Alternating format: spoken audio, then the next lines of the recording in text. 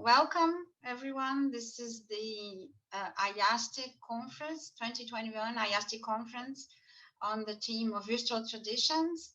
It's my great pleasure to be here once again with the IASTIC scholarship. I'm very honored to doing this once again, and I congratulate all the organizers for this huge effort in waiting and postponing and putting together this virtual conference. That it's almost ironic that the team was that and then we are here.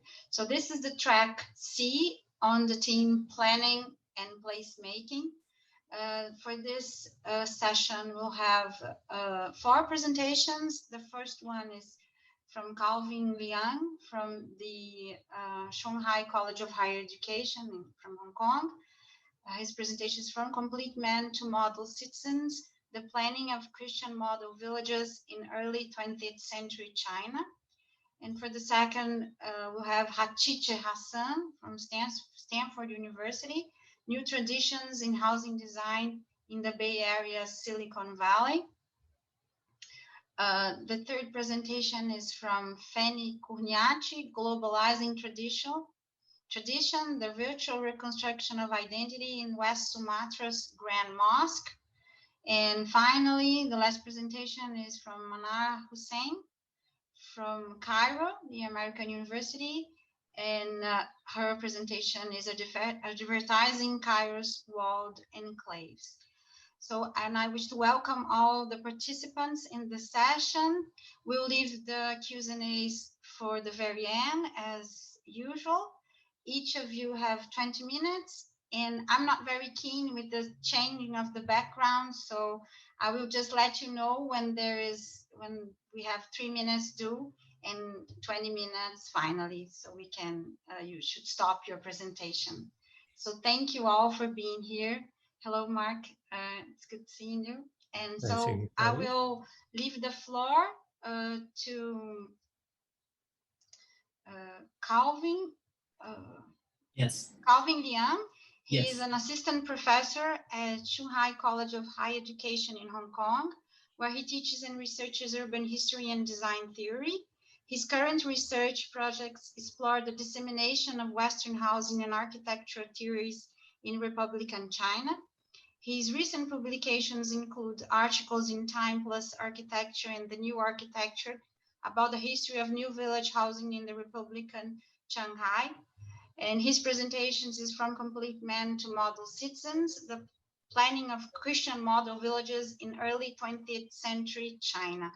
So welcome, Calvin Liang. I'll leave you the floor. Thank you so much for being here with us in this IASTIC conference. Okay, thank you, Flavia. Let me share my presentation with you. Okay, can you see my PowerPoint? Okay, good. Hey, hello everyone. Good morning. It's midnight in Hong Kong now. Today my presentation is titled "The Continual Reforming Mission: The Role of Model Dwellings in Modernization of Chinese Cities, 1926 to 1937." Public housing in China, often associated with the unique paternalistic nature, has been considered a result of urban policies and shaped primarily by the socialist ideology under the Chinese Communist Party. However, in the early 20th century, we see a different strand of tradition. Housing models of a paternalistic and philanthropic nature, the model dwellings, emerge as a form of collective dwelling for the working class in major Chinese industrial cities. Started by a variety of social entities and groups, this model has been developed and expanded by both the Republican government and the Communist government in 1930s and 1950s. This paper aimed to explore this strand of tradition and the significance of this utopian experiment of model dwelling in the modernization of Chinese cities in the early 20th century. So in the early 20th century, the life of China's working class was threatened by very serious housing shortage and poor living conditions, like in many countries in the world. Utopian ideas of social governance and urban planning, such as the governed city and new village, had been disseminated and discussed among Chinese intellectuals since the turn of the 20th century. Most of these ideas were either advocating radical revolution of capitalist economy and promoting a romanticized middle-class garden-like housing. The imagination of model dwelling had not become one of the major inspirations for urban housing experiments until the 1920s, when Chinese reformers associated the miserable life of the Chinese working class with the dreadful fate of the nation and the improvement of labor housing with modernization and nation building and social betterment. This period also witnessed the increasing capacity and actions of civil organizations such as religious groups and political groups in the realization of their social ideals in the form of modern development. Underlying this shift was the establishment of a variety of professional disciplines such as architecture, urban planning, administration, and increasing power of modern civil institutions, such as the returning of the new generation of foreign, as well as the returning of the new generation of foreign educated Chinese professionals. YMCA in this paper is one of the key institution, a civil institution in Shanghai as well as China. The educated professionals who play a significant role in the dissemination of modern concepts of urban planning and social reform soon become the key figures of major government and civil institutions. In this period, advertisement and initiatives of new model village and news of such development began to appear in Chinese newspapers, magazines, academic journals, where the major focus was on the vital role of modern planning and knowledge in the improvement of urban environment and the civilization of Chinese working class. In the 1910s and 1920s, Chinese intellectual and professionals began to develop keen interest in collective housing models, which offer a potential solution to the emerging urban crisis. It was believed that the life of collectivism would allow a more appropriate form of social relations in a modern Chinese society, as the excessive individualism and materialism under capitalist economy were considered the root of the deteriorating rural and urban environment. By the 1920s, the concept of model dwelling, a collective form of labor housing and a remedy for imbalanced labor relations in the capitalist urbanization, become one of the key sites of urban reform and urbanization. The model village emphasized the role of collective housing in improving living conditions of workers and the provision of education and social services through which deteriorating labor relations could be rectified. Among many unrealized proposals, one project that fulfilled such mission was the YMCA Shanghai Pudong Model Village. In 1926, Zhu Maochen, also known as Thomas Chu, an engineer who returned from Europe, conducted detailed on-site research on the housing conditions of working class in Shanghai and published the result in a research report in both Chinese and English. Chu was educated in Scotland and probably influenced by the British housing reform and the survey of working class in mid-19th century. He believed that the poor housing conditions are a result of exploitation of working class under capitalist economy, and the improvement of the living environment was the key to the improvement of workers' lives, rectification of imbalanced labor relations, and the promotion of social progress. At the beginning of the establishment, YMCA Shanghai had already started to provide necessary assistance to Chinese workers who had to return to China after the First World War. Since then, YMCA Shanghai had become actively involved in fighting for labor welfare, improving labor education. As the founder of the labor department of YMCA Shanghai, Chu conceived a plan of model labor village after the investigation, a detailed investigation of the living condition of Shanghai workers. His goal is not only to improve the living environment of laborers, but also to put forward a new plan for China's industrialization in future. This great ambition was eventually signified in the Pudong workers' model village. So Chu's research categorized Shanghai's laborer housing into 5 major grades, from grade 1 small family house to grade 5 the straw shacks in shanty towns, which accommodate hundreds of thousands of destitute workers and their families seeking for livelihood in Shanghai. The report covered vivid details of architecture and everyday lives of workers living in these straw shacks, which were considered inhumane and an obstacle in the way to a modern Chinese society. Chu's extensive research report is one of the earliest systematic survey on living conditions of Shanghai's working class. In fact, in the early 20th century, the living condition of workers, particularly the living environment, became a major concern for the public and raised anxiety about the fate of the nation.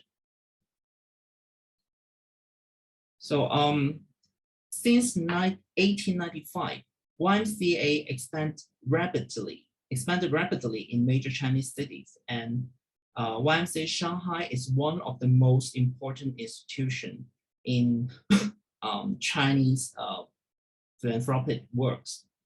The pivotal position of YMCA Shanghai was not only because of its facilities, but also its pioneering services in China. YMCA Shanghai launched a series of social reform movements in the city. In the early days, it aimed to provide education and other social services to the general public.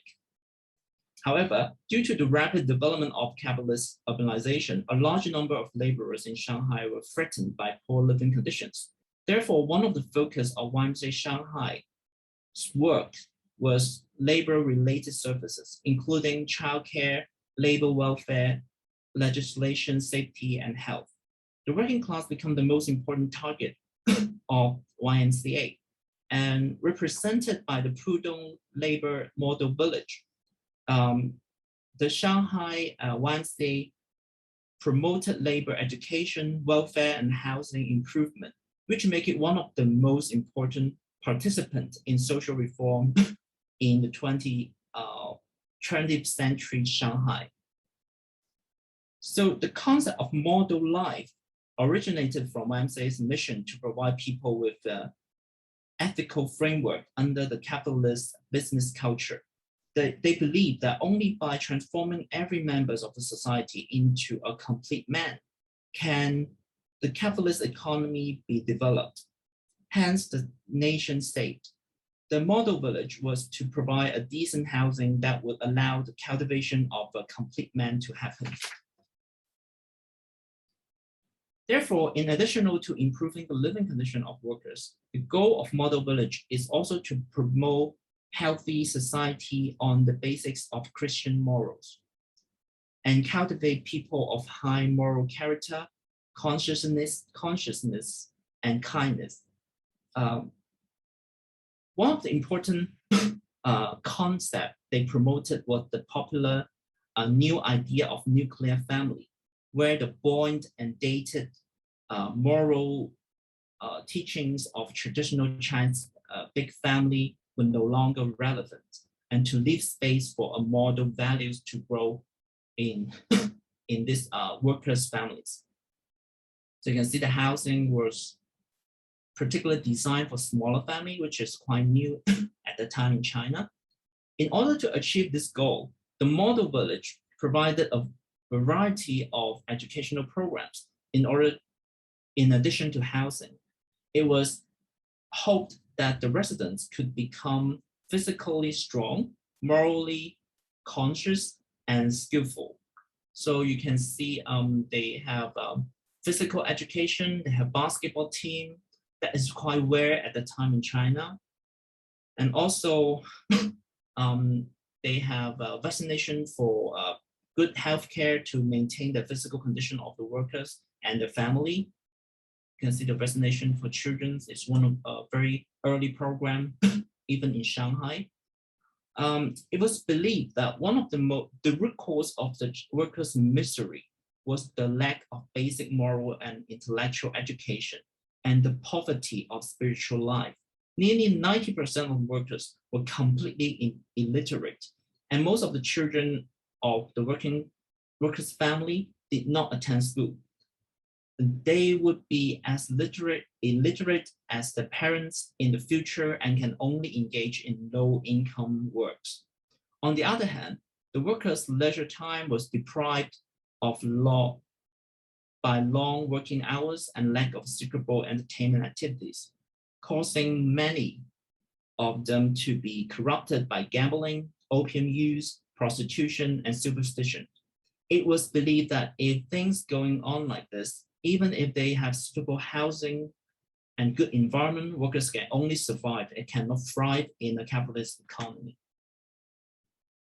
So in addition, the residents' self-managed group also established in this workers' model village to manage all the fare of the residents, of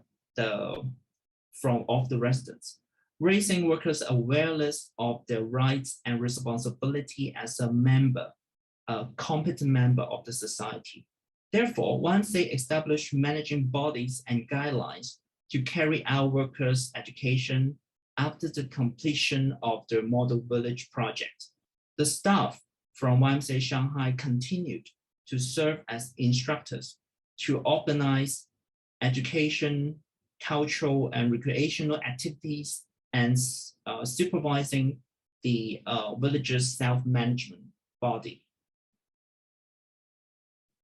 So you can see all this blue area are the new services provided by YMCA Shanghai, all surrounded by the management body, which is constituted by the residents, both the residents and staff from the YMCA Shanghai. So with the success of this project, the director Chu was not stopped by finishing this project. In the YMCA project, he had also developed a very new idea of financing such housing estates. With the reputation of YMCA Shanghai, Chu was able to raise funds from the social elites of the Shanghai society, including the leader of the country and the minister of the nationalist government and some Western big corporations like the British American Tobacco Company. And YMCA was also able to secure a low interest loan together with a donation from all this social elites class to start a project, to start this project. In Chu's plan, the village project could be financially self-sustained simply based on the donation and the low interest loan, as well as the rent from the residents. The financing of the workers' model village in Chu's proposal was neither profit-making nor charitable in nature, but should be a cooperative movement by both workers and the society. The government and the rich should be obligated for the improvement of the workers in humane living conditions, while the workers were supposed to take up certain responsibilities for the property and where they can enjoy a stable occupancy and be the master of their own life.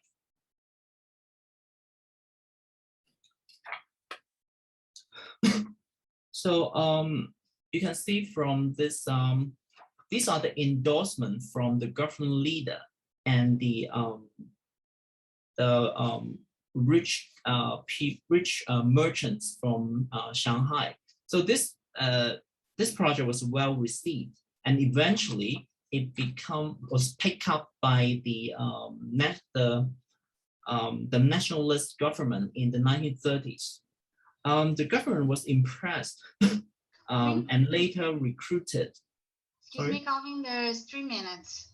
Okay, thank you. Your presentation. Thank you. Okay, thank you. I later recruited Chu as a director of labor in the Ministry of Trade and Industry to continue promoting labor model New Village. In his proposal for the New Village, a management committee and a commune were to set up in each New Village and to fulfill the self-governance function, which he claimed as the core of the pioneer experiment of social improvement. These ideas of labor model village were significantly influenced the public housing policy of the nationalist government. So he physically it is designed with the core of the provision of all the civil services and surrounding by the housing, and also emphasize on hygiene and landscape of the living environment. So this is eventually this idea was picked up by the nationalist government and become the inspiration for the first public housing project in the 1930s. In conclusion, the YMCA believed that through morally appropriate design of architecture, capitalist economy can somehow be compatible with Christian morals under capitalist commercial culture. YMCA Shanghai held similar ideals in the making of the Pudong workers' model village. It was believed that the improvement of the planning and design of labor housing, the model village, would reconcile capitalist labor relations in Chinese society. The village also reflects Chinese intellectuals' exploration of relationship between individuals and society, laborers and capital, rural and urban, under capitalist urbanization. The nature of collective housing, the model village, in the particular context of 1920s China, was shaped by moral claims of philanthropist groups and foreign educated reformers. In this process, labor housing as an important site of social reform, modernization, and urban governance became a central theoretical and political concern of Chinese intellectuals and a new platform of their engagement of the nation building, and become a new tradition of public housing that later inherited by the communist government. That's the end of my presentation. Thank you. Thank you. Thank you very much. You were sharp on time. Thank you so much. And I'll pass to the next presentation from Dr. Hatice Hassan. She serves as a postdoctoral design researcher at Stanford University, focusing on the evaluation of product design and housing design in terms of basic human needs. She received her doctorate in design from Istanbul Technical University. During her PhD research, she worked as a design researcher in the housing lab, at La Sapienza University in Rome, in Italy, in 2014, and she conducted postdoctoral research on spatial quality and user experience as the Center of Environment Design Research at the University of California, Berkeley in 2017. So her presentation is New Traditions in Housing Design in the Bay Area's Silicon Valley. Thank you very much, Hatice. You can put on your presentation and I'll leave the floor to you. Thank you so much, and I welcome you in the name of the IASTI Association. Thank you, Flavia. Let me share my screen first. Okay. Hello, my name is Hatice Sadıkoğlu Asan. I'm currently a lecturer at San Jose State University. I'm teaching design theory and design history courses. I'm going to present my recent research as a new tradition generic housing typology in Silicon Valley, focusing on the multifamily apartments in the building, in the built environment in Silicon Valley Bay Area. Silicon Valley, as you know, is one of the most expensive areas to live in the world.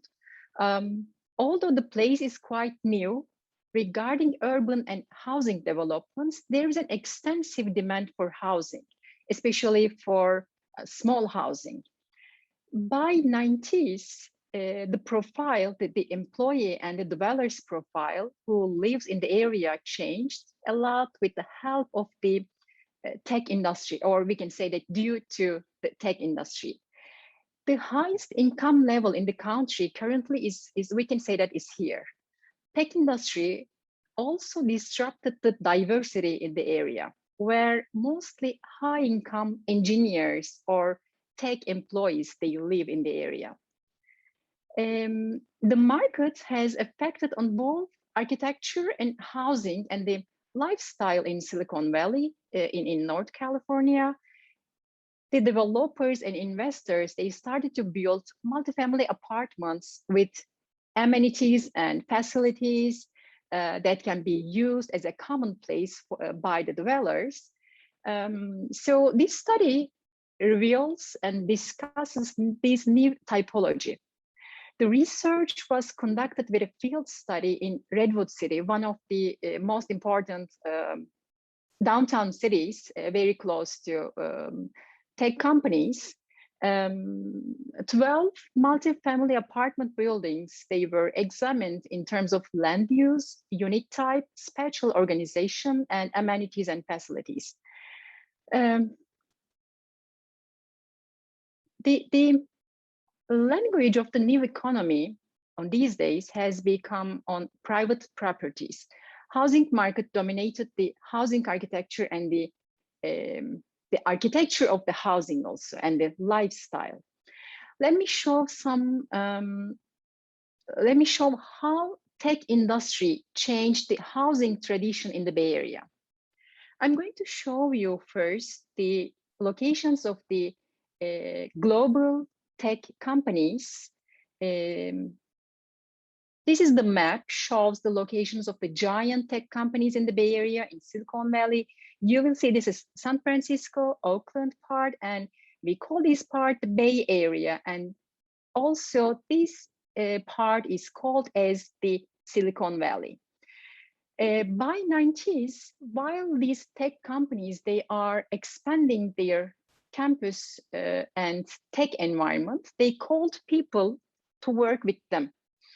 All the people who work for these companies have the highest incomes. They earn really good monies in the country.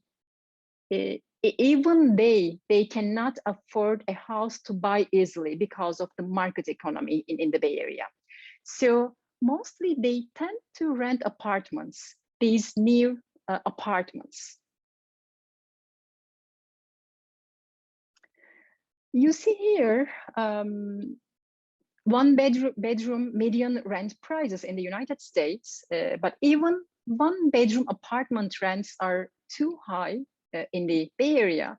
You can see in this image, San Francisco, And the Bay Area has the highest rank in terms of one-bedroom median rent place, medium rent prices, sorry. This is from 3 years ago, but still high. With this new dominant employee profile, housing trends have changed.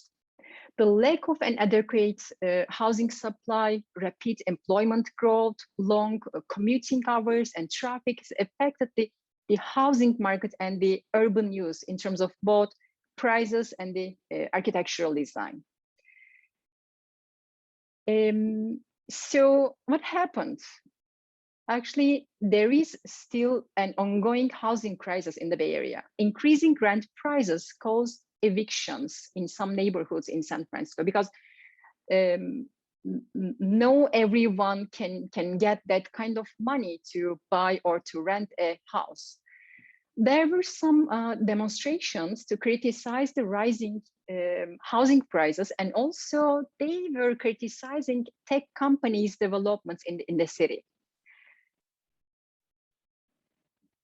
In 2000s, a new housing typology emerged in the city.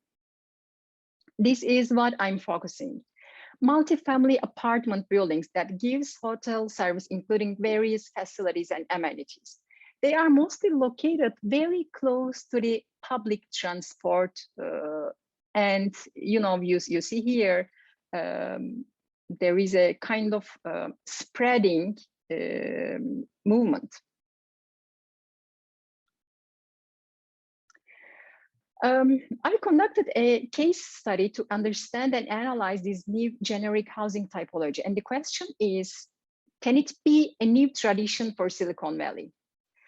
This is Redwood City, one of the neighborhoods close to the tech companies. You see here the Redwood City downtown. And actually, when I conducted this research, there were 12 multifamily apartment buildings. But today, we can see maybe 20, 21. So it's still, they are still developing new ones. In a few years, many multifamily apartment buildings, they were built in the neighborhood and they are quite similar to each others. I'm going to show you the analysis in 3 levels: urban level analysis, apartment level, unit level, and the apartment level. When we look at the urban level analysis, you can see they all try to create some kind of courtyards. While they're developing more and more apartments, they wanted to use the land in a very efficient way. But these courtyards, they are being used as common places. For example, terrace, a barbecue place. Also, there are some other facilities like fitness or gyms. And others, they have club rooms, bike rooms, again, terrace. They are, all of these 12 buildings, they have the same set of characteristics in terms of facilities and amenities. When we look at the unit counts, there are mostly 1-bedroom apartment units in these buildings, which is rentable easily in the Bay Area, especially for new grads and also new employees at tech companies. And let's see the layouts of these 1-bedroom apartment units. This is not a surprise. Actually, all the layouts for these 1-bedroom apartments in different buildings. But look at the layouts, quite similar, especially, let's say same, like a hotel building, like a hotel layout, let's say. A kitchen, a living area, a bedroom, and a bathroom. That's all. And also the size is very similar. When it comes to talk about the details, the interior details, the photos from the inside, you see very similar materials, the organizations and the equipments they used. I'm going to show you some other photographs from others. Even for the colors or the materials, again, they were developed by the different companies, different developers, but you can see very similar patterns.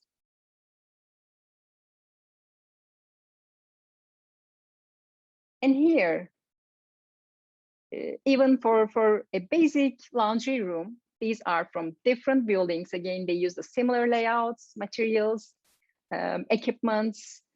Even sometimes they use very similar brands. So I was thinking on that, because of the new employee profile, they need that kind of buildings to rent, to live in. Developers and investors, they are currently creating a new tradition in the Bay Area. We can call them like fast food apartment buildings also. So as conclusion, let's turn back to our question. Is this a new tradition in Silicon Valley? Can it be a new tradition? It is revealed that at the urban level, the locations of the buildings, they are close to public transport or highways, and they are mostly designed with a courtyard for residents to use a common place as a common place. At the building level, characteristics are based on sharing places and amenities, as standard amenities of the buildings like sports area, gyms, an office, a barbecue area, a terrace, a meeting place. They were all designed for residents. It's an encouragement to share services in these small units.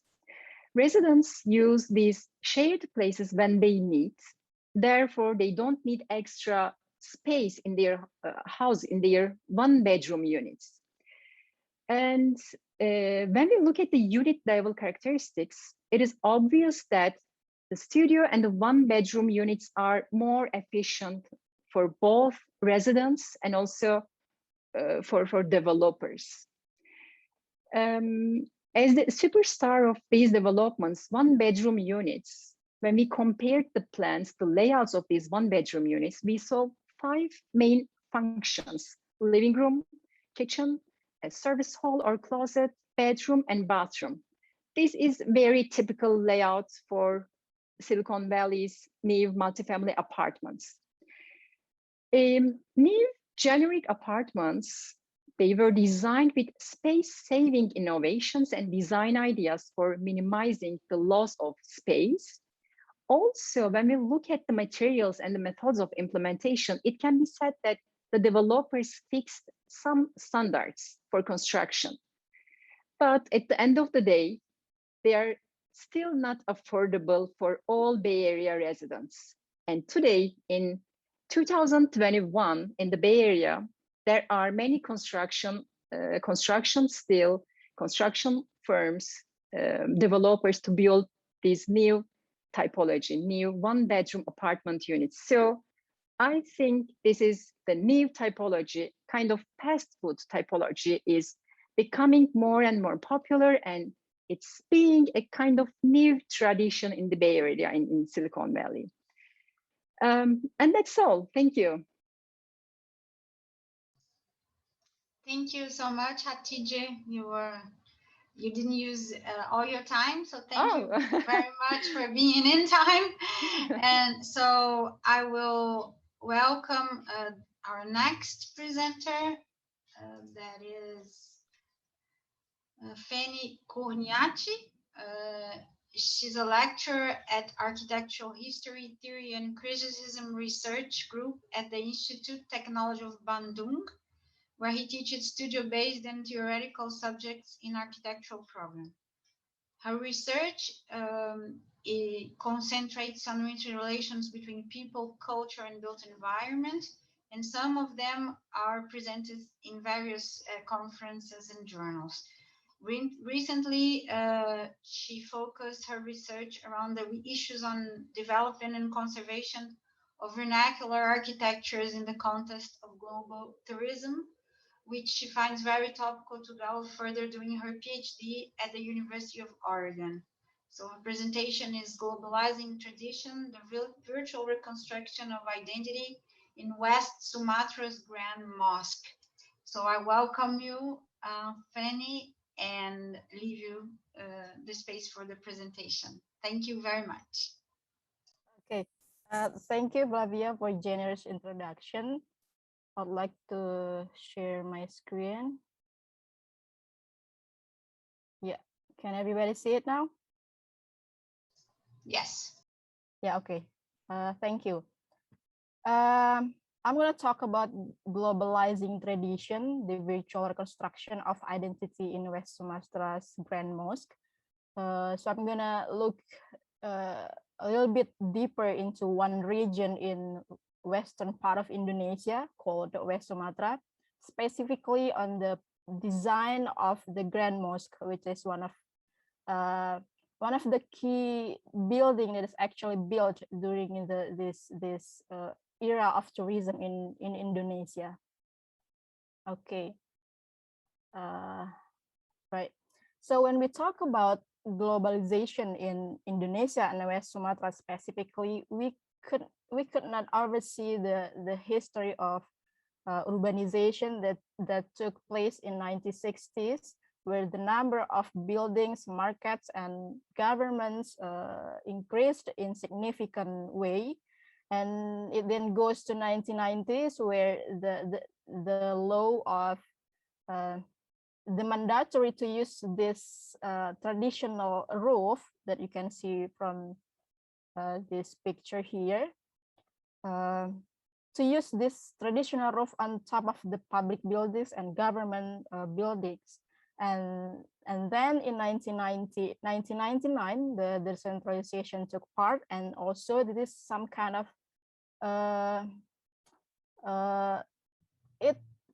it increased the phenomenon, because like each region has its power to highlight their characters and their visual image to be able to compete with other regions in Indonesia.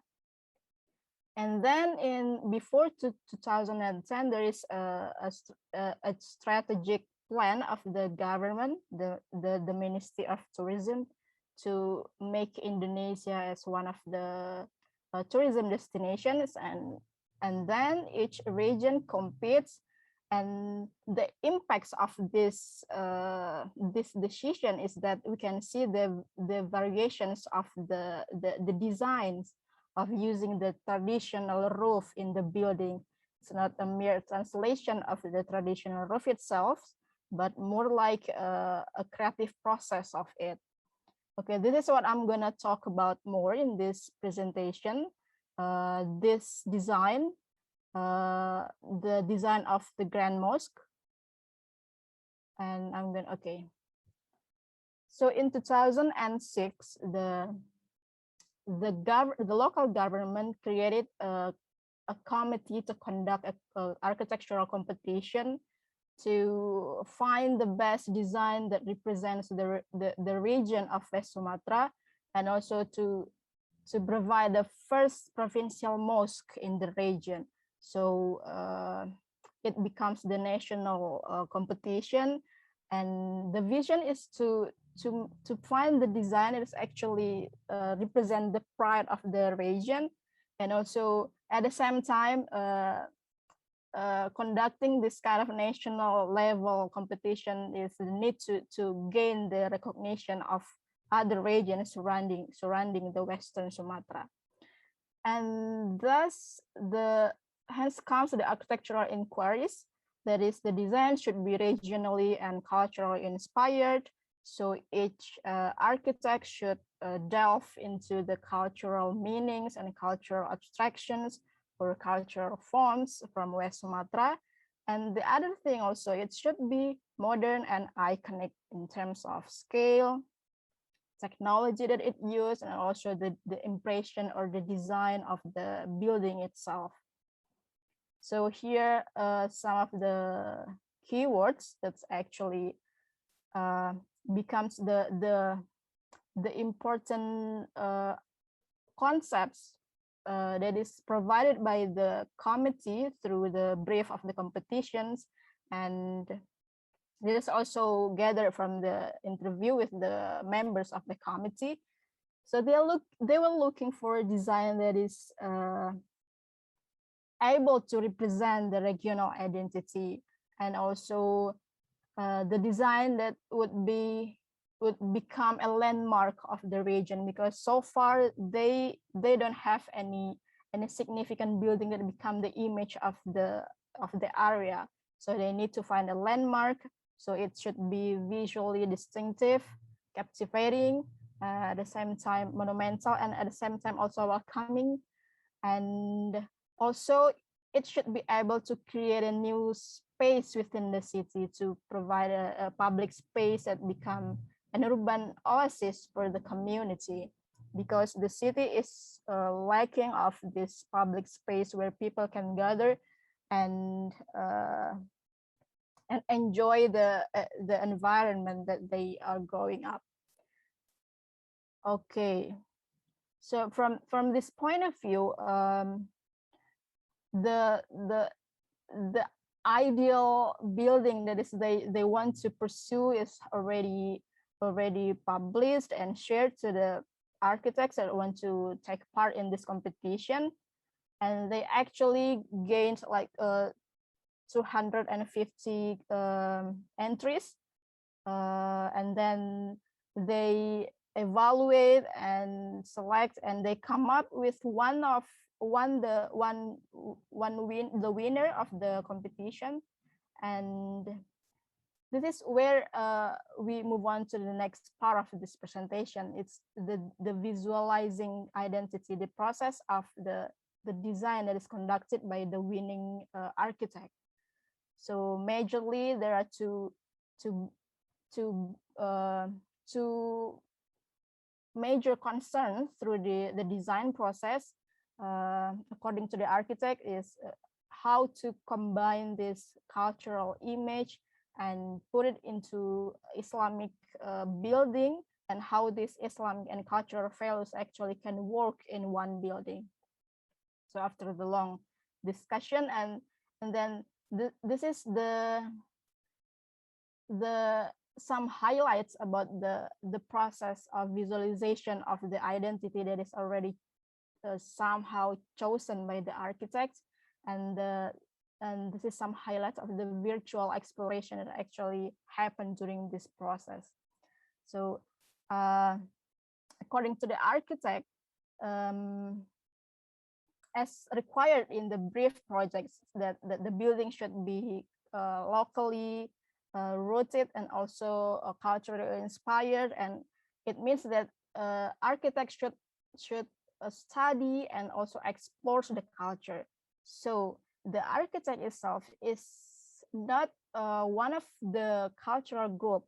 I mean, he's not the member of the group, he's outside the group, so he need to study this cultural, let's say, weaving techniques, and also the traditional architecture and things that already been shared by the people, that's become the image, or the somehow becomes the visual identity that is associated with the this cultural community of West Sumatra. So the architects looks into this using the virtual means, like searching on the internet, and then accessing the online publications, and then come up with one idea that he will use this form that's already closely associated with the community, which is the traditional roof.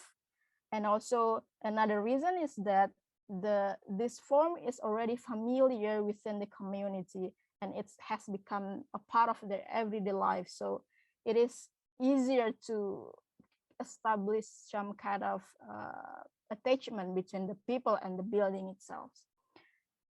And on the other hand, the architect also claimed that using this familiar geometry and form that already been exists in the public memory of the community, or it also helps to create and strengthen the image of the region to the outside of the community.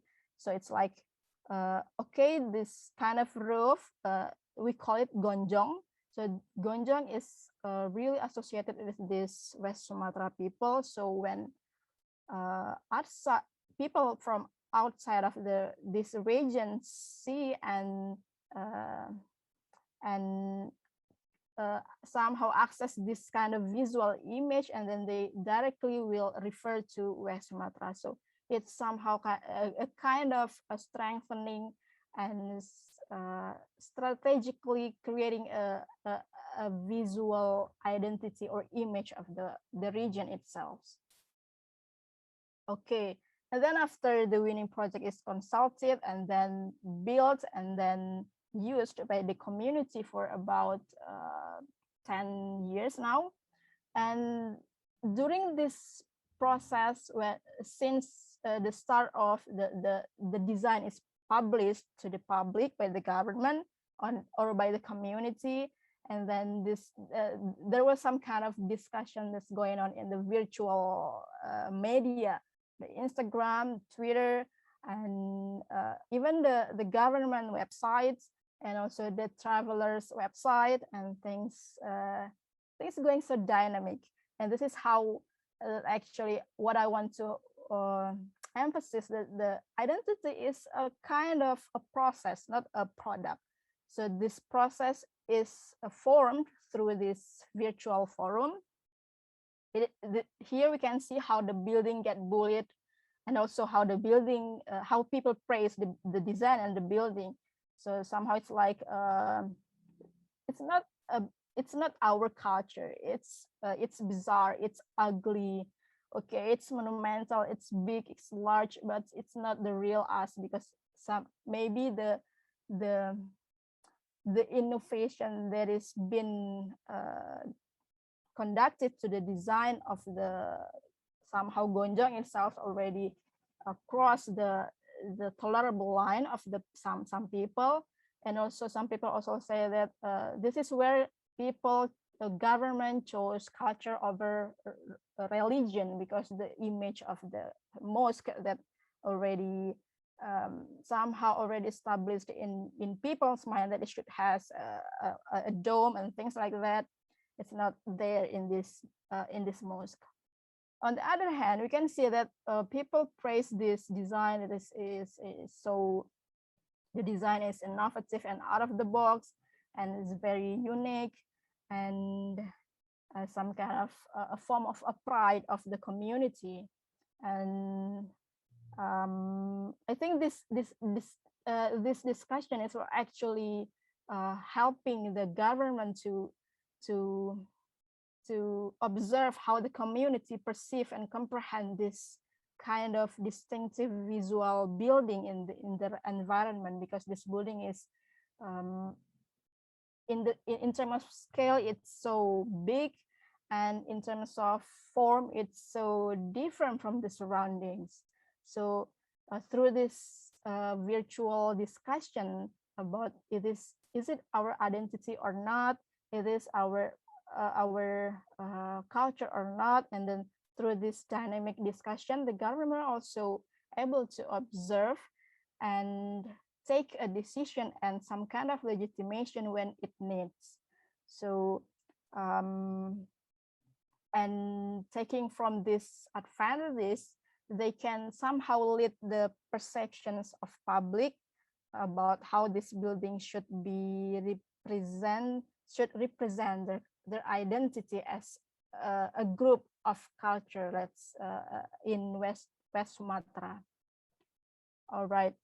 So I think that's what I want to share. So to conclude, three things that I want to highlight is that the virtual realms has opened the possibility for the architect to expand their practice, to find the new approach to design the building. It's not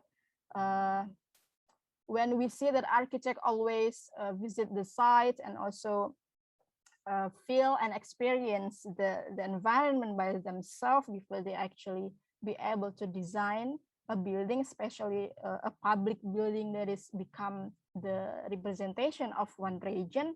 And it is possible for them to capture the essence of identity that already shared by the community, even also shared with people outside the community itself. So it is some kind of a strategic way in seeing and looking for the best visual that is potentially that has potential to become an identity of the one region.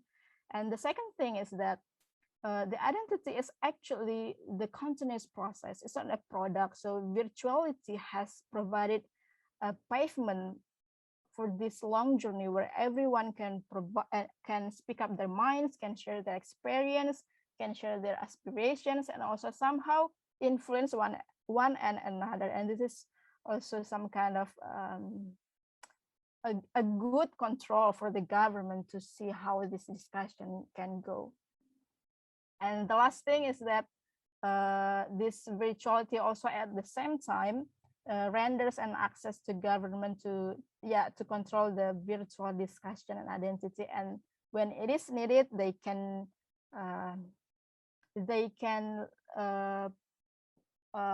let's say they can legitimate, or they can lead the discussion. Also they can share something that can revise and also can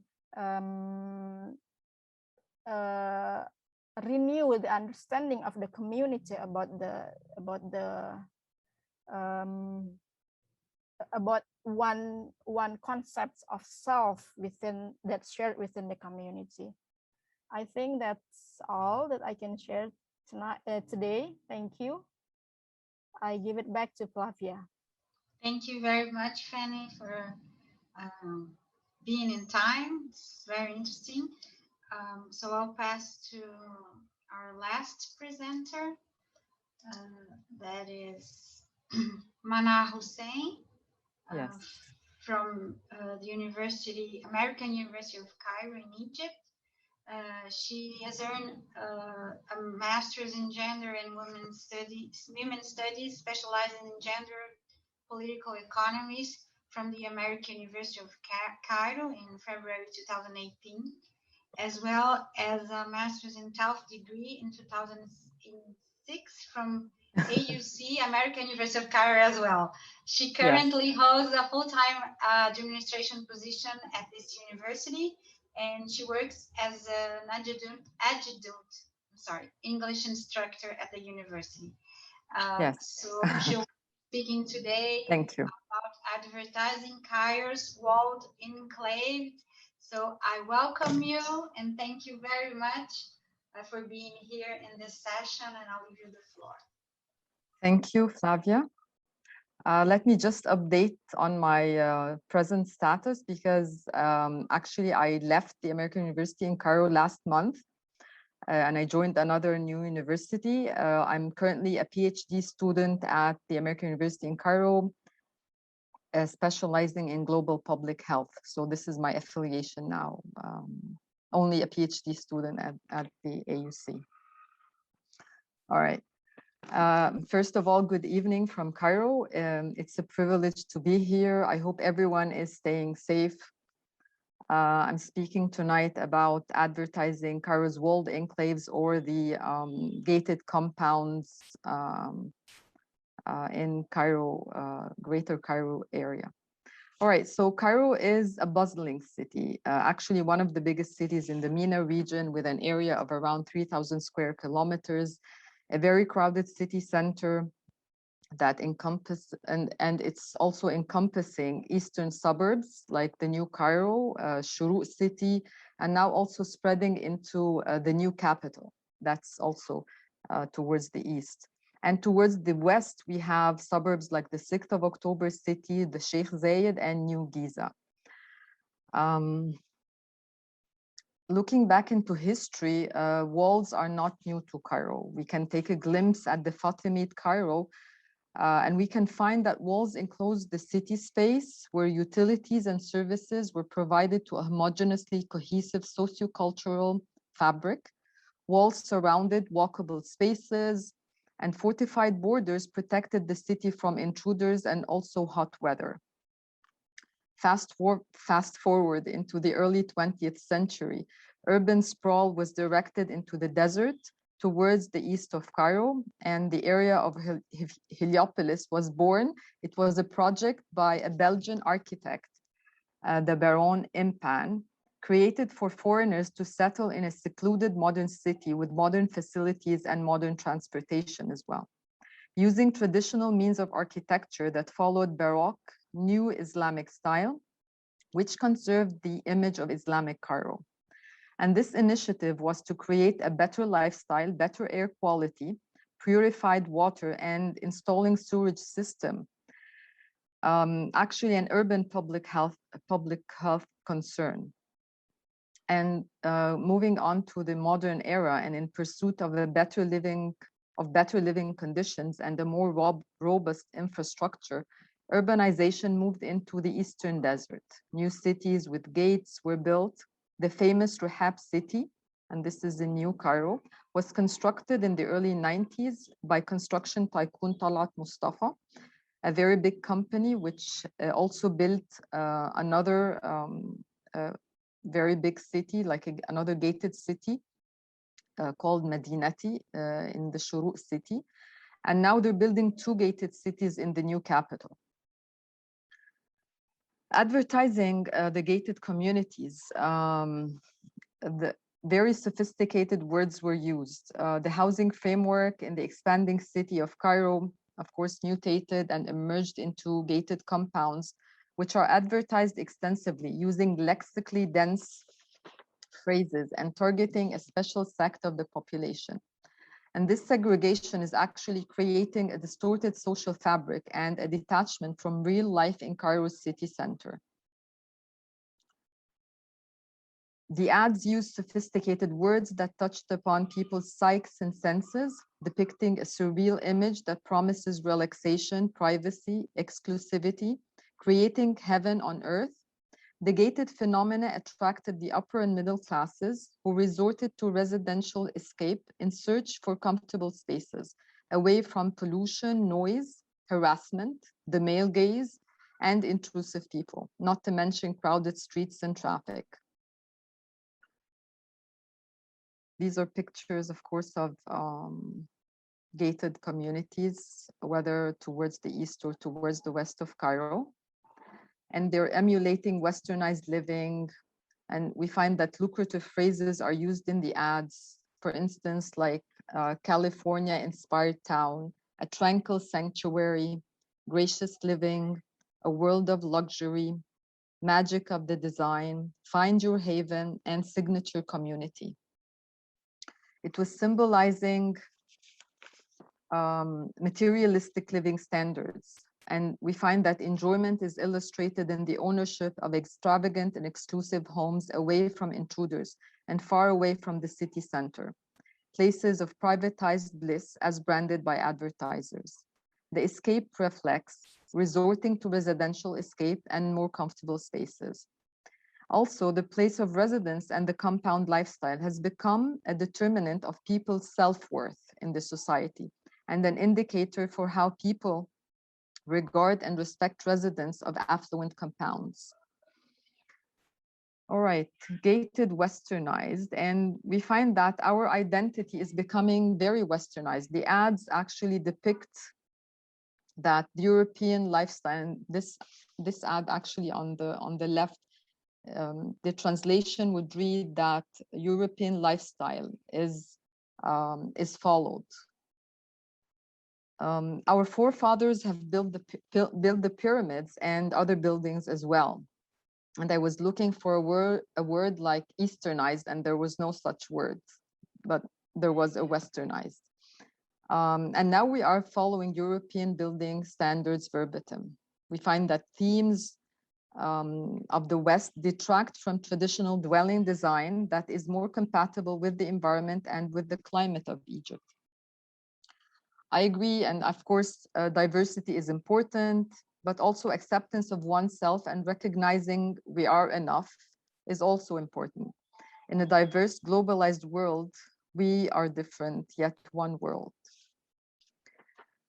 And looking at real pictures, and this is the real thing, these are pictures that I've taken by using my phone.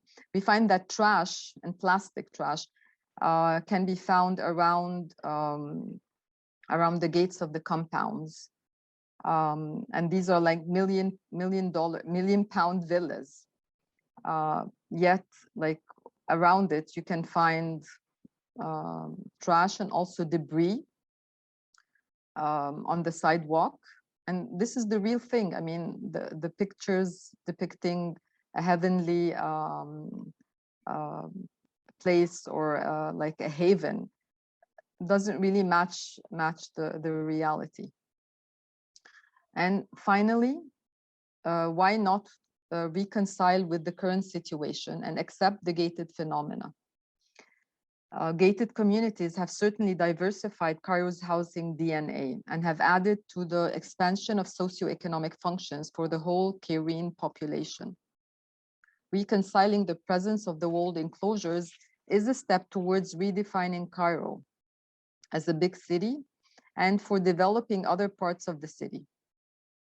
Addressing the corporate social responsibility of the construction companies such that resources can be used for upgrading the old city rather than advertising for the new settlements. More green areas in the new cities can promote better air quality and give more spaces between houses and villas. In reality, the villas are really are at very close proximity. And of course, this is for profit-making reasons.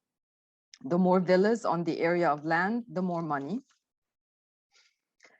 Maybe a more sustainable approach at architecture is necessary. And of course, in consideration of the environment and global warming. Architecture that incorporates renewable energy sources, uses recycled building materials, and reduces the use of air conditioner can be really important here. This presentation actually was inspired by the quite thought-provoking ads. I found that the ads were very intriguing. And I wanted to have, excuse me, a more in-depth look into the gated phenomena. It's a voice of critique that I hope can be heard. Thank you.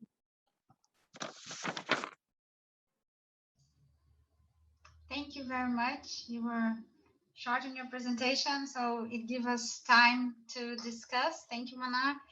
And I welcome you all to opening your cameras so we can open the discussion. And if you wish to join in the discussion and make questions in the chat or maybe open the microphones, I think we can do this because we have time. And also we are not many here, so we can really have a discussion. I don't know if anyone has already any questions.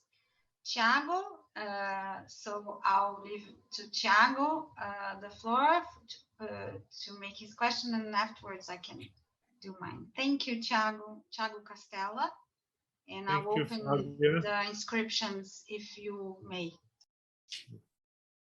Thank you, Flavia. I want to congratulate everyone for a great set of papers. It was a really, really fascinating session and a lot of dialogue, I think, between the different research projects that you presented. I have specific questions for Calvin and for Manar. For Calvin, I was really interested in his project. I wrote a few years ago with a colleague in Coimbra about Christian housing movements in Western Europe. So we also had, more or less in the same time period and a bit later in the 20th century, the Catholic Church was really invested also, not necessarily in villages, but in working class suburbs to kind of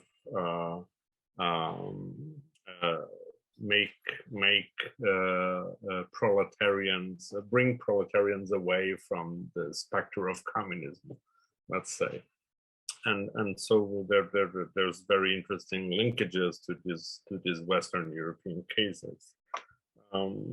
But I also, I also thought that there's a very rich literature on camps, throughout the 20th century, and camp space as a space for re-education. Do you see, these kinds of model villages? Can they be conceptualized as a kind of camp? Would that make sense, or is that? Do you think that is something that would not help us understand these spaces and their history? And for Manar, I would be interested in if you could talk a little bit more about these tensions, between representation, the actual spatiality that you mentioned towards the end of the presentation, because I think you can go back to the kind of the coloniality of this project that was mentioned in your project at the beginning. And I remember my own research in Mozambique, in Southern Africa, and it was the tension between white discourses about the colonial division of the city and the reality of the space is amazing, because supposedly there was this abyssal distinction between the white city and the black city. But when you start as a researcher going to the archive, the sidewalks haven't been built in the white city. There's trash lying around. There's stray dogs. The sewage systems don't work, and people have to resort to the buckets that the black people used in their neighborhoods. So I would like to hear a little bit more if you think there's a kind of persistence of a colonial rationality in this juncture between narrative and reality. Thank you, Thiago. I'll take 2 or 3 questions if anyone wishes to ask, and then I'll pass for the set of answers. If anyone has any questions, I'll do mine. Mark, please. This is from Manar. Thank you all for the great presentations and very nice graphics too. I think that matters. I guess I'd ask you, Manar, if you could share with us kind of your opinion, what is driving the desire to gated communities in Cairo? And what are the political, behavioral, health, economics? What are the drivers behind gated communities? That would be my question for Manar, Flavia. Okay, thank you, Mark. I'll have a question for each of you, and I'll just pose mine, so then you can go back to your answers. My first question is for Calvin. I wish if you could speak a little bit more on this concept of the complete man. I thought that this was very interesting. For instance, in Brazil, at the same time, these type of camps were designed for the new man, not the complete man. And if you could talk about how this implies into housing, because you didn't look much into housing itself, and how does this man becomes complete within the housing frame. And I don't know if I made clear my question. So, because this is for a model citizen, and for Hatice, you talked about these amenities as being something new or different for these housing types within the Silicon Valley. So I was wondering if, in which terms they are actually new. Aren't these common spaces used in other forms of housing in the Silicon Valley? And how does, because you made a point that the market is, that this housing is driven by the market, right? And so is this a demand, people's demand, and who is living in this housing? Who is, this housing are addresses to whom? And how does this common spaces are used? And so it's kind of various questions in one, if you could speak a little bit more of this. And And for Fanny, you said that I thought it was very interesting at the end that you said about the virtual realm and how it is a form of controlling people's perception of the spaces. And for instance, if we think about how the virtual realm is used in Brazil, it can be also the opposite. It's how people engage and make the debate more democratic about what is being done in terms of architecture and nation building, so building identities. So people can give by the virtual realm their own opinions and engage in these buildings in giving other narratives. So I thought it was I was intrigued by this virtual realm and how people engage in this, the mosque, and your interpretation, if you could speak a little bit more on that. And finally, for Manar, since I read in your syllabus that you have a gender background, also gender studies, and you mentioned that these walled spaces, they also you said it very quickly, they can protect women from the male gaze, and also they can create new forms of living for women. So if you could speak more on that, I was very much interested in this, how this implies in this terms of domesticity that is very specific in this case, in terms of a housing tradition, and does this it seems that it can protect, but does this enforce women's spaces within the houses and in this world? So it's kind of that women can go out of their homes and not be confined. I don't know if I get the right impression. So we have already 3 questions, and I'll pass the floor in the order to Calvin, and then Hatice and Fanny and Manar. And if you have other questions, just raise the hands and I'll be here. Thank you, Calvin. I'll pass it to you. Okay, thank you, Tiago and Flavia, for your question. Sorry. First, I'm quite surprised you all use the term camp. It's a bit sensitive in the current context, but I'll try to explain it's a little related to a Chinese tradition, because we use the term compound, because in Chinese culture we have a long tradition to use compound to build our houses, to build our palaces, to build even our temples and all different types of buildings. But I'm not going to get into that part. But in some sense, if you look at the picture of the product of the public housing, you can see it's quite similar with a military camp in a Western sense. So somehow, in my research, I found that the professionals, the foreign educated professionals, they were definitely influenced by the Western typology of military camp as the very efficient way to manage resources, to manage the everyday life of the residents, to manage the architect, the buildings, as well as the landscape and other facilities. So, but it's also related to the, as I said, the Chinese traditions in building compounds. So I can't say which one is the more important thing, more important factors, because it's related to the problem of efficiency, and in design and management. It's also related to the idea of to have a compound to protect all these workers who will be devastated in the unprotected capitalist market, housing market. And it's also related to the nature. I use the term paternalistic. you can see this tradition also from could be dated back to a long Chinese tradition.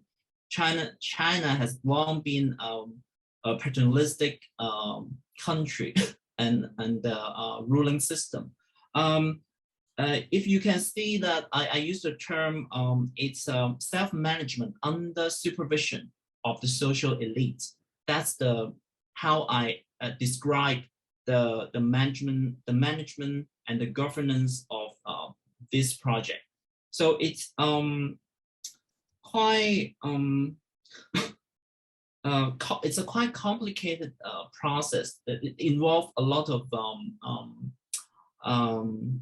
traditions. What is the tradition? Not just a Western tradition of public housing, of a modernist design of architecture, as well as the Chinese tradition of how we conceptualize housing, conceptualize a building.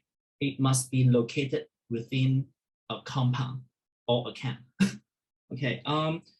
For Flavia's question, a complete man, because OMC Shanghai, it's a quite secular institution, considering the works and services in China. I don't think it's too much related to the Christian morals. It's related to their concept about education, their concept about a capitalist culture and capitalist society, and how the labor relations, how capitalist culture can be ratified in with moral claims and moral teaching. I would consider the complete man concept is a responsive concept in order to tackle the problems what already happened in China. For example, the use, the lack of leisure life, the lack of education, the lack of moral moral stance for the Chinese at that time, because the complete man is to ratify the incomplete status quo of Chinese workers at that particular time. So they develop, actually I didn't mention in my presentation, they have the term of full education, for including collective education, physical education, intellectual education, and spiritual education. And this full education are not just an idea traveled from America, from Europe, from the Western countries, but it's also a product, a concept developed locally with the YMCA, this Western institution, as well as the foreign educated Chinese social Chinese professionals. So it's responded to what is lacking, they considered, in Chinese society at that time, that they're lacking of physically they're not healthy, they're weak, considered Chinese was weak, and also spiritually they have no leisure life. They were corrupted by gambling, all these bad habits. They're uncivilized, they consider very uncivilized habits. They're not educated intellectually. Most of, as I said, 90% of the workers are illiterate. And lastly, they're Chinese, they consider Chinese are not good at working as a group. They're not, they're all individuals. That's why that's also a root cause of their misery in their life, because they don't work together in order to push, to fight for their rights, for fight for better living conditions. So these complete man idea and the full education idea, I would say it's a response to the misery of the working class in that time, and also closely related with the fate of the country, which is under is under several civil war and also the oppression of other Western countries. I hope that would answer your question. Yes, and thank you very much Thank you. for this complete answer, and I'll pass to Hatice. Thanks for the question, Flavia. Maybe I can start with the why they are different than the other buildings in other countries or in other locations with this question. Actually, they are mostly focusing the developments. They are mostly focusing on the one bedroom units with high technology, with equipped with smart smart products, smart temperature controller or smart light controller, etc.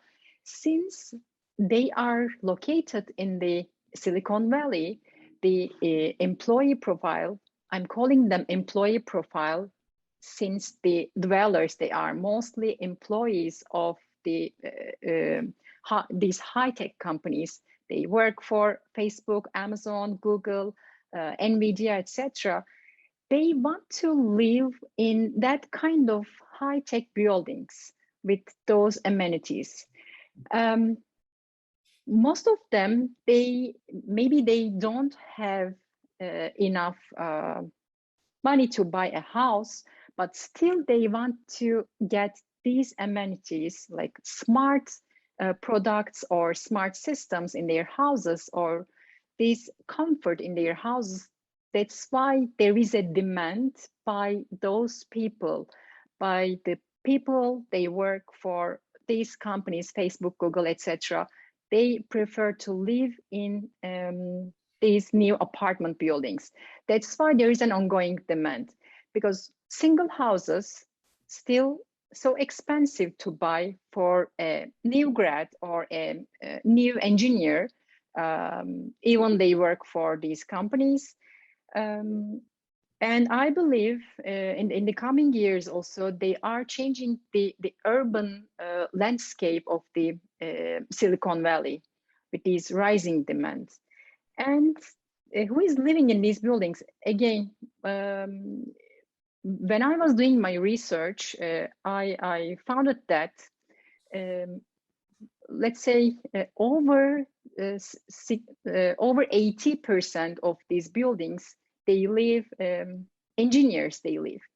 So that's why there is a kind of problem also in terms of diversity. Maybe in terms of ethnicity, age, etc., there is a diversity, but in terms of occupation and the interest, you are feeling that you are living in a high-tech campus, even you don't work as an engineer. So it affects on the social in interactions with other people. Also, it affects on the economic studies. For example, it is really hard to keep the teachers, high school teachers and the other teachers to keep them here to live in, because this is quite expensive and they cannot afford to live here. So this is a very kind of, let's call it paradox. One hand, you are an engineer and your child is going to a school, but also it's really hard to keep the teacher in that school. But you have money, but the teacher has not a money to stay and to live in that area. That's why there is a changing profile with these new multifamily apartment buildings, new grads, new engineers with high income living in these rented apartments. And yes, that's all I think. Thank you. I'll pass to Fanny, please. Yeah, thank you, Flavia, for the question.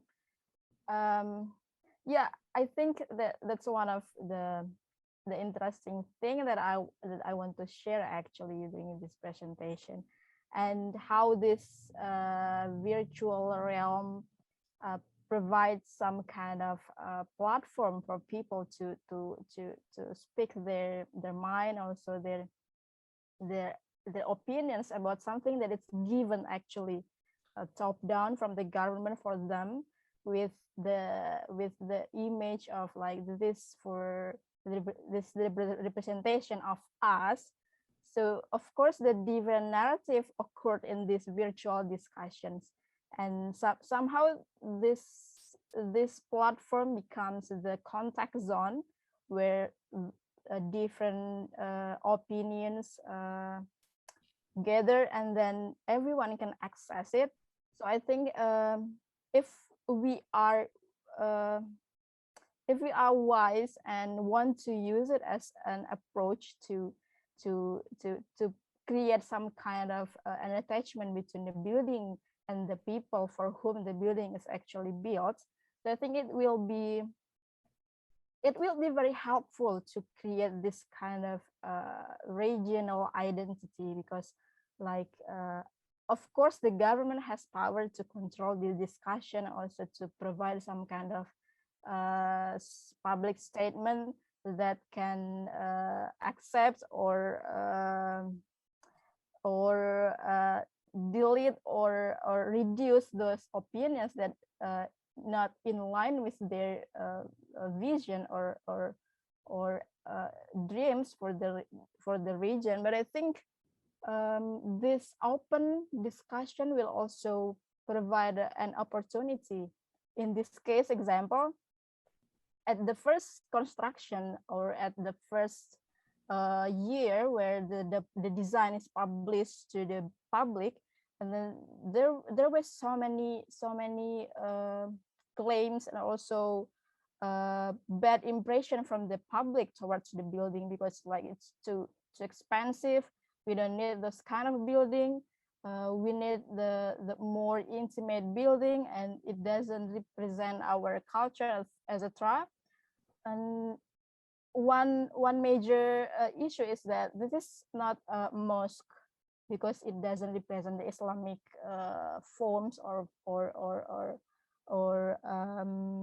calligraphy that maybe people in West Sumatra usually see when they visit the mosque. And then this discussion is then somehow is become the way to respond and to renew the understanding of the public about what is actually mosque.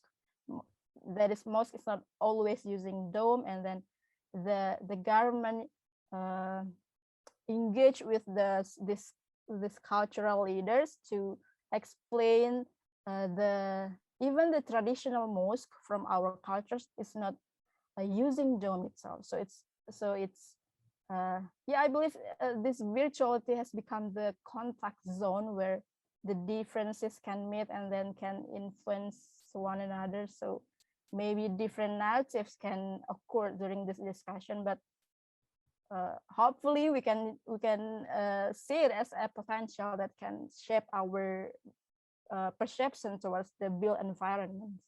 I think that could answer your question, Flavia. Yes, it did. It did. Just provoking question or rhetoric question, so we can talk a bit more about your presentation and your topic. Thank you. And so, Pastor Manar, please, Manar. Yes, thank you. Thank you, Flavia. And hello to Mark and to Tiago. Tiago from Coimbra, and I can recall going to Coimbra in 2018. It was very interesting, very nice. All right, so to answer Tiago's question, of course, gated is a global phenomena. It's a globalized phenomena. It's been there for like, it was Garden America, I think. I mean, the gatedness started in the US and it spread around the world. I would think Brazil would have gated communities, Turkey as well. Yeah, lots of places. So I mean, it's part of the globalization. And I think it met with acceptance here in Egypt, with the very high population, the very crowded city, especially in Cairo, which is becoming a mega city. The discourse around gatedness, I mean, it's numerous and it's around, and I've referenced or I've read a lot of articles around gated in Cairo or in elsewhere. I think the facilities are directed towards gated communities. I mean, everything is, I mean, the focus is the gated communities because they are, they're profitable. I mean, they're getting people a lot of money. But the thing is that the social fabric is being like kind of torn. I mean, people are left into the center of the city with almost no facilities, and then we have the gated communities with all the facilities, all the nice clubs, the cafes, the malls, the cleaner paved streets. Even though there are some debris around, but it's still at a better condition than downtown. I'm also, I mean, I don't go, I live in a gated compound. It's a small gated compound. I'm not in favor of going to downtown Cairo a lot. And I think this is creating some sort of a subtle caste system. If we're talking about coloniality and the juncture between colonialism and like modernity, I mean, it's creating some sort of like people are, you know, the higher classes and like the upper middle classes, the middle classes, and even the middle classes in downtown or in Cairo are not getting the same services as here in the new communities and the new suburbs. And my inspiration was also one of the books that I really liked was Caldera's City of Walls, talking about Sao Paulo and the gated communities there. I don't know if this answers your question, Diego. Mark's question, and I mean, what's driving the gated communities? It's of course investors who are getting and the construction companies who are getting the land at very low prices. I mean, very, very low prices, and selling them for millions of selling the villas or townhouses or apartments for millions of pounds. And it's attracting people who are working in the Gulf area, people who are working around the world, actually Egyptians working around the world, and would like to secure like a place that's away from the center of the city, away from the noise, the crowded streets, the pollution, and maybe also like having a better social status, because people living in gated communities like are regarded as living in a better places, and usually everyone has cars here because you cannot go around except if you have a car.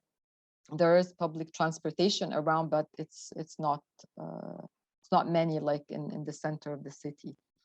So attracting all these money or all this money from people who work abroad, and also selling for installments, because you can find people working I mean in good jobs here, and they would buy a car by installments, and also buy an apartment or a villa and pay in installments. So this is why the gated communities are really spreading, and new communities, new cities are being built. And I mean, there is a demand. It's everywhere. And to Flavia's question, the male gaze. Yes, as I see it, people or women living in the new cities, they can freely go out to cafes or malls. I mean, they would ride into their cars and drive to a mall or a cafe or a restaurant, and they can, I mean, they're not followed by male gaze, or I mean, the community that they see are so different from the community that they can see in the center of Cairo or downtown Cairo. It's totally different. They don't deal with, except maybe the waiters in the cafes, or if they're going to shopping in the malls. maybe the security at their gated compound, and that's it. So they don't see like the laymen on the street, the people who, I mean, the people who are working in the city, the workers, the construction men. They don't get involved with these people who can harass them, because harassment, I think Cairo is a city that where you can find harassment on the street, unfortunately, even if it's verbal harassment. So I think, yeah, women are in safe places, because it's more comfortable to be around you. It's to be around a gated community and to go to a supermarket, to go to a cafe, as I said, a restaurant. It's more comfortable, yes. And I think this is the way it is maybe in other cities of the world. I don't know, in other cities of the world. I can imagine New York can be a very crowded place, a very bustling city as well. I hope this answers your question. Yes, thank you. I think it did. We are coming to the end of our session. This was a really great session, great presentations, and I think I was very fortunate today to get to learn a lot of things from all these different places, and this is the privilege that we have when joining IASTE sessions. There's always interesting things from various places of the world, and that have a lot of things to do with our own research and places. So it's very intellectually provoking. So thank you very much. And we have some announcements for tomorrow, I think. If anyone wants to speak or ask a question or make any comment, we can do it in maybe 5 more minutes, if you may. And then afterwards, I will do the final remarks and end the session. So if you wish, we can still have like 5 minutes for him. Yes, please. It's Hisham Isa. I want to ask one question to Manar, and maybe because I have a similar background of Cairo's and Egypt gated community. I've been myself living in a gated community before. I mostly don't agree with some of what she mentioned on how this has been driven on and so on, but my question is going to go another way, and specifically for your title, because it's really attracted my eyes. I thought I would really see something different, advertising Cairo, walled enclave, and then looking into the old Cairo walls and try to find a reassemble of the new walled gated community in Cairo, and the old Cairo wall, which was more like for security and safety and so on and so forth. But at the same time, we've been tracked differently, and you moved forward.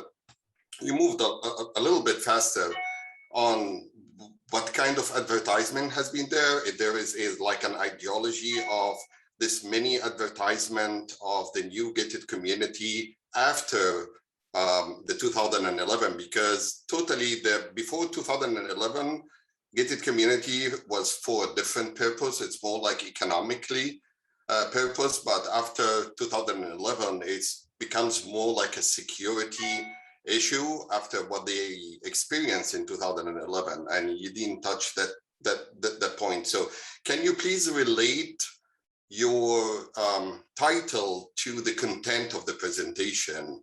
How you come up with that title? What's behind the title itself? Because the title itself for me is very interesting, and I want to link the content with the title.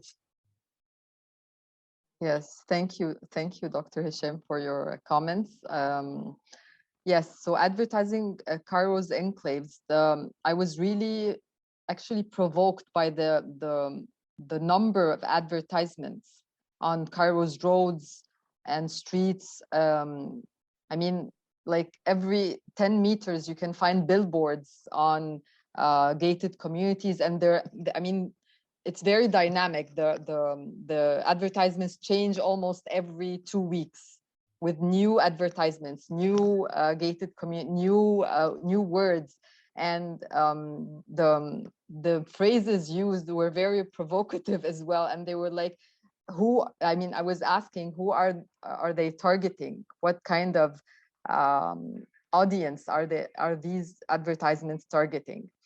I agree that maybe I would have liked to go more in depth into analyzing the advertisements more, and to maybe bringing more of this of the jargon used and the words used, and maybe go more. The original plan was to do like interviews with people living in the communities, and also with some of the companies. This was my plan.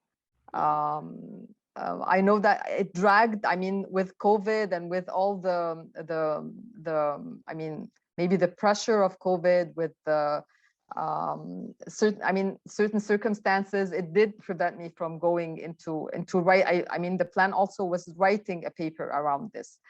But I was always, at the back of my mind, I was thinking of that walled or like having a walled enclave was not new to Cairo. That Fatimid, I mean, it started with Fatimid Cairo. The wall started there, and maybe fast forward into the 20th century, there was this initiative to move away from Cairo and to build new cities for better living conditions, so yeah, I mean, the advertisements were provoking. Maybe more analysis is needed. I agree with your comments. I think in my opinion that you should look further, because I think the title by itself could be a book, taking all of these advertisements and analyze it, analyze the background, the cultural background, the social background, where even it's been positioned specifically on that central corridors, all the way to all the new cities, even to the new Cairo now, and the new capital, and so on. I think this could be a major contribution to the discourse. And if you just pursue this title, I think it will come up with something very rigid. Thank you so much. Thank you very much. I also think the similarities between, certainly at different scales, what's happening in Silicon Valley and what you're seeing in Cairo. I think what we're seeing is an abandonment of the public realm by the very people that should represent the public. The idea of creating safe, clean public spaces. Seth Hello talked about this a decade ago in her articles. So the idea of in Silicon Valley, what these developers are providing are these whole communities that are in lieu of public space. That would in the past in Silicon Valley, and I grew up in the Bay Area, there used to be these places in the public, but they've shut down parks and pools. And now they go into these gated apartment complexes that you identified so well. So I think while at different scales in different parts of the world, the idea of what is the responsibility of the public to maintain a public realm that is clean, that's efficient, that's safe, that recognizes these are behavioral characteristics that humans want wherever they are in the world. And so people are kind of trying to close that gap, for better or worse. I think some of the image, Hatice, that you were showing, they're pretty remarkable. They're probably, I think, different developers, but almost the same interior configuration, the same materiality. It's almost like the architectural veneer doesn't matter. What really matters is kind of the hotel-like quality and the public space quality that they're trying to recreate in a privatized fashion, really in both areas. So great papers. Manar? Yeah, I just wanted to add that there are two very interesting books by David Sims, Understanding Cairo and Desert Dreams. They were also, and they spoke about Cairo, Desert Dreams. It spoke about the desert development around Egypt. And so I think something that can be, I mean, for the interested, it can be. Yeah, thank you.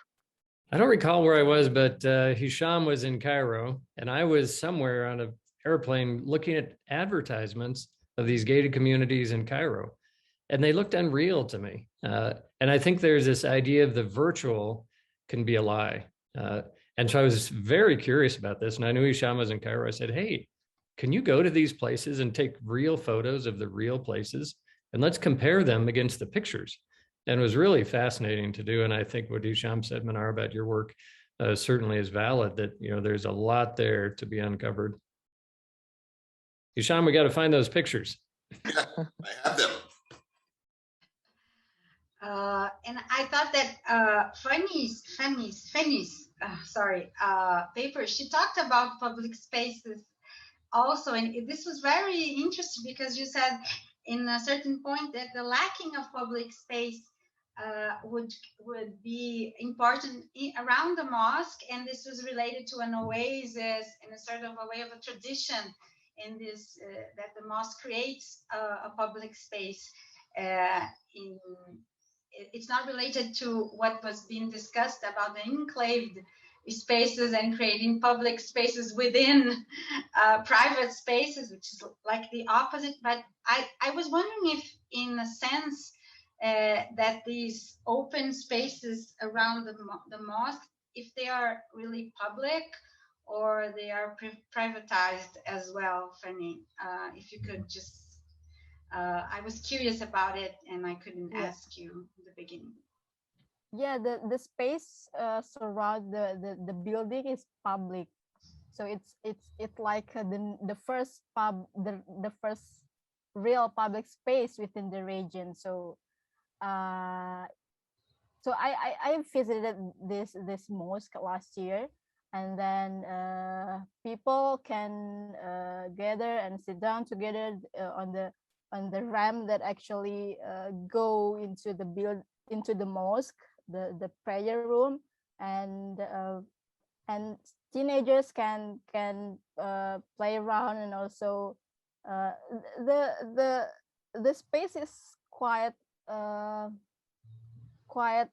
dynamic, the how people use it. So I think I don't know in the future how the government actually will manage this space, but the initial proposal of the design is actually quite promising. And I think up to last year, at least, before when I visited it, I think I can feel that this is the public space where everyone can go there and also enjoy the sunset and play around with friends and discuss things that actually can they bring after schools and things like that. Yeah.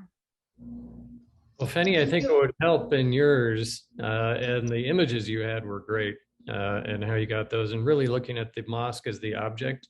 But many mosques, as you know, are community centers for entire communities. So I think what might help would be expanding out a little bit to look at the context of the mosque, simple figure ground drawings, showing us the relationship between the object of the Grand Mosque and the surroundings, and some type of urban design type diagrams and analysis, I think would add even more value to your paper.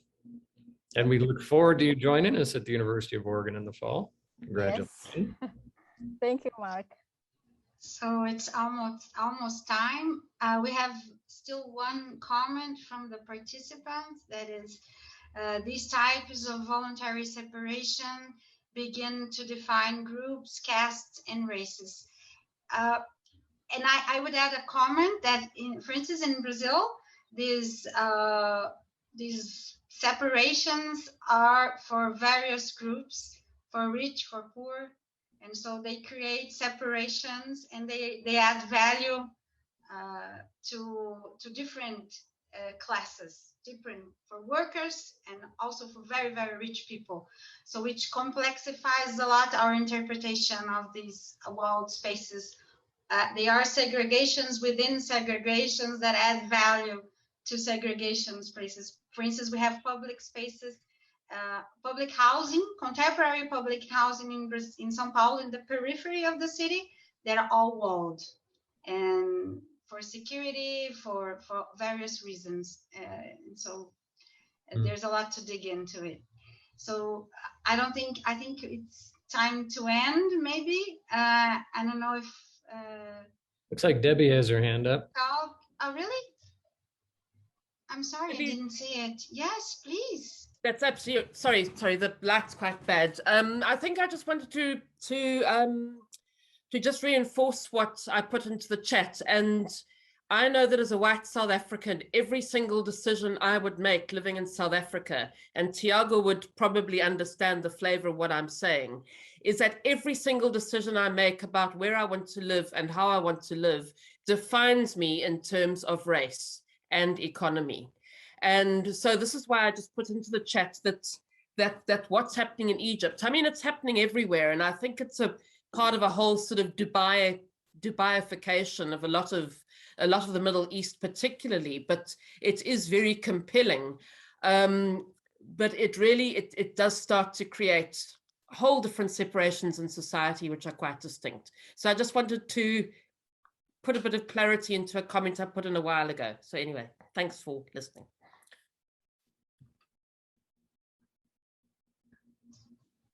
Thank you, Debbie. I didn't see your hand raising. I'm sorry. I don't know if I should have seen it, if I was able to do this. I don't know if... That's absolutely fine. Okay. So we have 4 minutes to go. And if there isn't any comments, we still have 4 minutes to squeeze in any comments. This was really an very, very interesting session. And for tomorrow, we will start tomorrow with regular sessions, followed by the second keynote session.